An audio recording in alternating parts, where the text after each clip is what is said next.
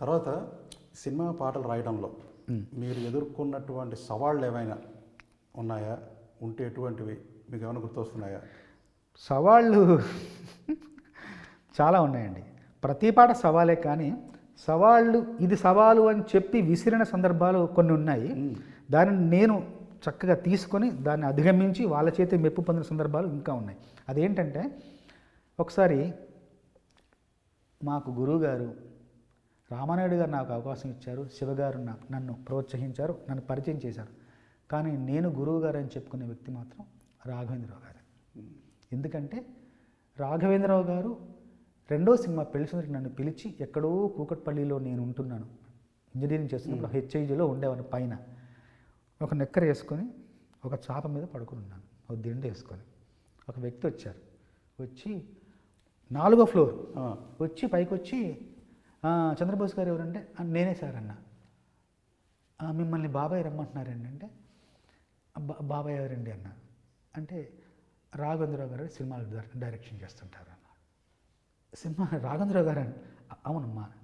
రాఘవేంద్రరావు గారు రమ్మడం ఏంటి, మీరు రావడం ఏంటి, ఆయన మనిషిని పంపించడం ఏంటి, వెతుక్కుంటూ నన్ను రావడం ఏంటి, కూకట్పల్లిలో నేనుండు అని నేను చాలా ఆశ్చర్యం గురై పద కిందికి వెళ్ళగానే అప్పుడు ఎస్టీడీ బూత్లోకి వెళ్ళి మాట్లాడించారు రాఘవేంద్ర గారితో. ఏం చేస్తున్నావు అంటే, సార్ ఏం లేదు సార్, ఇట్లా ఇంజనీరింగ్ అయిపోయింది, ఇట్లా ఒక పాట రాసాను తాజ్మహల్, తర్వాత ఇంకేం లేదంటే, వస్తావా తిరుపతికి అంటే, వస్తాను సార్ అన్న. తప్పకుండా ట్రైన్ టికెట్ బుక్ చేస్తే తిరుపతికి వెళ్ళిపోయారు. వెళ్ళేసరికి భీమాస్ హోటల్లో వెళ్ళాను. స్నానం చేసి వెళ్ళేసరికి పెద్ద హాలు, కీరవాణి గారు, పక్కన జమినీ గారు, పక్కన గిరిజాపతి గారు, పక్కనే పోల్సన్ గారి ఒక బృందం. ఇది రాఘవేంద్ర గారు తెల్లటి ఒక టేబుల్ మీద రాఘవేంద్ర గారు కూర్చున్నారు, కోడైరెక్టర్లు కూర్చున్నారు. నేను వెళ్ళేసరికి మంచి పొగలు, పరిమళాలు, మంచి వాతావరణం. కీరవాణి గారు ఇలా నవ్వుతూ చూశారు. అప్పుడు ఆయన చేస్తున్న బాణి ఏంటో తెలుసు, మా పెరటి చెట్టు పళ్ళన్ని కుశలం అడిగే, మా తోట చిలకమ్మ మీకోసం ఎదురే చూసే. నా కోసం ఎదురు చూస్తున్నారా అన్నంతగా ఆయన అప్పుడు పాడుతున్నారు. అడగానే నేను కూర్చున్నా. చంద్రబోస్ గారు బాగున్నారని, బాగున్నాను సార్ అన్నాను. కీరవాణి గారేంటి, రాఘవేంద్రరావు గారేంటి, నేనేంటి, వాళ్ళ పక్కన కూర్చోడం ఏంటి. కాసేపు అంత మాట ముచ్చట ఎంత అయిన తర్వాత సందర్భం చెప్పారు రాఘవేంద్రరావు గారు, కో డైరెక్టర్ చెప్పారు. తర్వాత కొన్ని రోజులు రాశాను. రాసిన తర్వాత ఒకటి నచ్చింది రాఘవేంద్రరావు గారికి, కీరవాణి గారికి.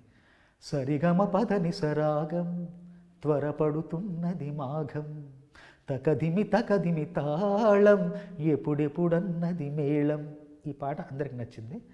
ఈ పాటతో నా ప్రయాణం రాఘవేంద్ర గారితో, కీరవాణి గారితో అలా అలా అలా అలా సాగుతూ ఇన్నాళ్ళు ప్రయాణం వాళ్ళతో చేశాను. రాఘవేంద్ర గారు మాత్రం నాలోని కవిని బాగా గుర్తించి నాకు ఎన్నో అవకాశాలు ఇచ్చారు. ఇప్పుడు సవాలు గురించి ఒకసారి పిలిచారు, నాన్న వస్తామంటే వెళ్ళాను. ఒక 15 పాటలు చేసామయ్యా, నువ్వు 15 పాటలు వినమన్నారు ఒక సినిమాకి. 15 పాటలు విన్నాను, ఒక గంటన్నరలో విన్నాను. తర్వాత సార్ అన్నీ బాగున్నాయి సార్, బ్రహ్మాండంగా ఉన్నాయి అంటే, ఇప్పుడు నువ్వు పాట రాయాలన్నారు. చెప్పండి సార్ అన్న. రామదాసు సినిమాకి నువ్వు ఒక పాట రాయాలంటే, రాస్తాను సార్ అన్న. నీకో షరతు అన్న. చెప్పండి సార్ అన్న. అన్ని పాటల్లో రామ రామ రామ అని ఉంది కదా. అవునుంది సార్ అన్న. ఇందులో కూడా రామ రామ వస్తుంది సార్, సందర్భం ఏంటి సార్ అన్న. ఏముందయ్యా, రామదాసు కాకముందు కంచర్ల గోపన్నగా ఉన్నాడు, పెళ్ళవుతుంది, మొదటి రాత్రి శోభనం, ఆ పాట నువ్వు రాయాలని. రాస్తాను సార్.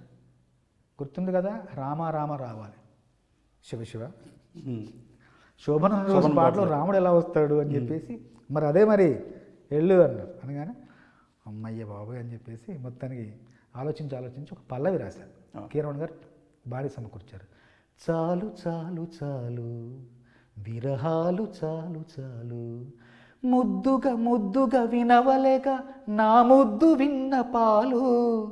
విన్న పాలలో వన్నె పూలు నువ్వు ఆరగిస్తే మేలు, చాలు చాలు చాలు చాలు చాలు విరహాలు చాలు చాలు. ఇది పల్లవి.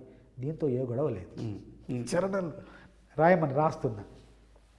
ఈ నీ కరములు నా మేనికి వశీకరములు, నీ స్వరములు ఈ రేయికి అవసరములు, ఈ సుఖములు మును పెరుగని బహుముఖములు, ఈ క్షణములు మన జంటకి విలక్షణములు. రామా వా రామ రామా ఇంటికి మన్మధుడా అను పిలుపులు, ఆలీలలు అవలీలలు. చాలు చాలు చాలు చాలు చాలు. ఒక రాముడు అయిపోయాడు. ఒకటైంది.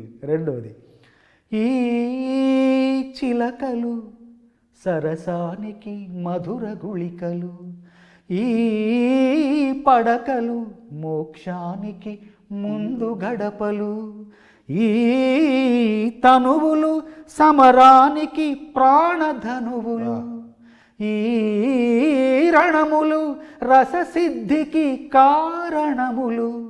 విరామాలెన్నడు విరామాలెన్నడు ఎరుగనివి చలీడులు, తొలిదాడులు చీపాడులు. చాలు చాలు చాలు చాలు చాలు. విరామాల్లో రామ వచ్చేసాడు. రాముడు విరాముడు ఇద్దరు వచ్చేసారు. ఆ సినిమాలో యాక్చువల్గా ఇంటర్వెల్లో కూడా విరామంకి ముందర రామం పెట్టి తర్వాత వి పెట్టారు. అలాగా రాఘవేంద్రరావు గారు ఇంకా మెచ్చుకొని, అంటే ఒక సరదా ఒకలాంటి పోటీ ఆయన చెప్తుంటారు. నేను దాన్ని ఎలా అందుకుంటాను, ఎలా తీసుకుంటాను, ఎలా మళ్ళీ అందజేస్తానన్నది అప్పుడు సరదాగా ఉంటుంది రాఘవేంద్రరావు గారితో. ఇంకొకటి కూడా సవాలు అనగానే, ఒకసారి కృష్ణారెడ్డి గారు చాలా సినిమాలు రాశాను నేను. మొదటి సింగిల్ కార్డు కూడా కృష్ణారెడ్డి గారికి రాశాను పెళ్లిపీటలు. అప్పుడు పెళ్లిపీటలో మొదటి సింగిల్ కార్డు 8 పాటలు రాశాను. అప్పుడు రచయితకు, అంటే ఎప్పుడు రచయితకు గౌరవం గుర్తింపు ఉంటుంది, ప్రేమ ఉంటుంది, అభిమానం ఉంటుంది. కానీ ఒక 24 షీట్ పోస్టర్లో మియాపూర్లో లక్ష్మీకళ శశికళ థియేటర్ తర్వాత పెద్ద పోస్టర్ వస్తుంది. అక్కడ పెద్ద ఒక పోస్టర్ ఉంటుంది. అక్కడ పెళ్లిపీటలు ఇటు కృష్ణారెడ్డి గారు, సంగీతం కృష్ణారెడ్డి గారు, సాహిత్యం చంద్రబోస్. పోస్టర్ మీద సంగీత దర్శకుడు రచయితకు అంత గౌరవం. అంత ముందు కూడా ఇప్పుడు లేదేమో. అంత ముందు కూడా అంటే నేను చూడలేదు ఎప్పుడు. రచయిత పేరు ఉంటుంది కానీ రచయిత ఫోటో, సంగీత దర్శకుడు ఫోటోతో ఒక పెద్ద పోస్టర్ డిజైన్ చేసి ఇవ్వడం అనేది చాలా గొప్ప విషయం. ఎందుకని నేను ఒకటే మాట చెప్తాను, అందరికీ చెప్తున్నాను. అక్షరం, స్వరం గొప్పది, చాలా గొప్పది. స్వరం కంటే అక్షరం మరింత గొప్పది. అక్షరం ముందు పుట్టింది, తర్వాత స్వరం పుట్టింది. అక్షరానికి స్వరం అలంకారమే కానీ సమస్తం స్వరం మాత్రం కాదు. అక్షరం ముందు ఉండాలి, దానికి అలంకారంగా, దానికి ఒక భూషణంగా స్వరం వెనకాల బయలుదేరాలి. కాబట్టి మాటకు గౌరవం ఇచ్చే సంగీత దర్శకులందరికీ వందనం, అభివందనం. మాటను గౌరవించండి, మాటను నిలబెట్టండి, మాటకు ప్రాణం పోయండి. మాటే చిరకాలం శ్రోతల గుండెల్లో మారుమోగేది, శ్రోతల ఆలోచనలో మార్పు తెచ్చేది మాటే. దానికి స్వరం అలంకారప్రాయంగా మాత్రమే ఉండాలి. ఇది నేను నమ్మిన సత్యం, నమ్ముతున్న సత్యం.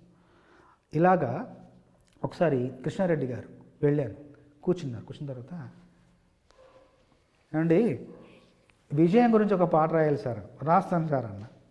అంటే పెద్ద పెద్ద మాటలు, పెద్ద పెద్ద ఆలోచనలు, పెద్ద పెద్ద అట్లా కాకుండా చాలా చిన్నగా సున్నితంగా అందరికీ అర్థమయ్యేలాగా ఉండాలి. ఉంటుంది సార్ అన్న తర్వాత ఇప్పుడు 6వ ఎక్కం, 8వ ఎక్కం, 13వ ఎక్కం కష్టం.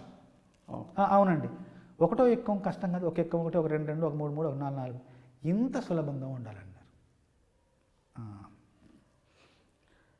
అయిపోయిందిరా అనుకున్నా.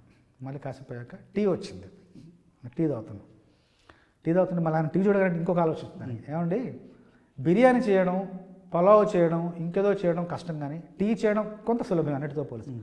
అంత సులభంగా ఉండాలన్నాడు. ఏంటి ఒక్కొక్క ఉన్నాడు, టీ అన్నారు. సరే చూద్దాం అని చెప్పేసి బాణికే రాశాను. బాణి ఏంటంటే తన్నానా తానా తానా తారనా తన్నాని నానా తారనా ఇలా ఉంటుంది.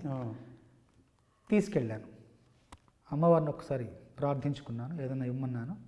ఆ రోజు ఆ బాణికి ఇచ్చిన మాటలు 1, 2, 3, 4 ఎన్నో ఉన్నాయి అంకెలు, 1వ స్థానంలోనే ఎప్పుడు నువ్వుండాలంటే చెబుతాను కొన్ని లెక్కలు.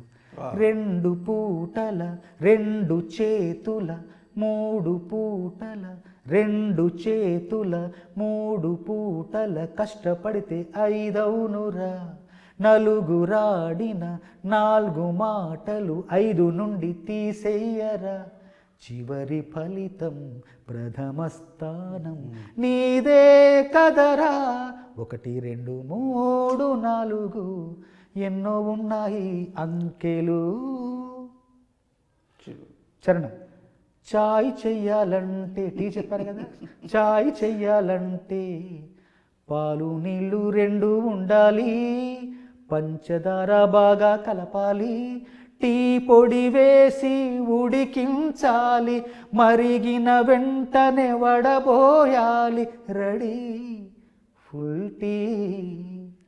సక్సెస్ రావాలంటే దీక్ష లక్ష్యం 2 ఉండాలి, క్రమశిక్షణనే బాగా కలపాలి, ఆవేశంతో ఉడికించాలి, ఆటంకాన్నే వడబోయాలి, రెడీ సక్సెస్ టీ.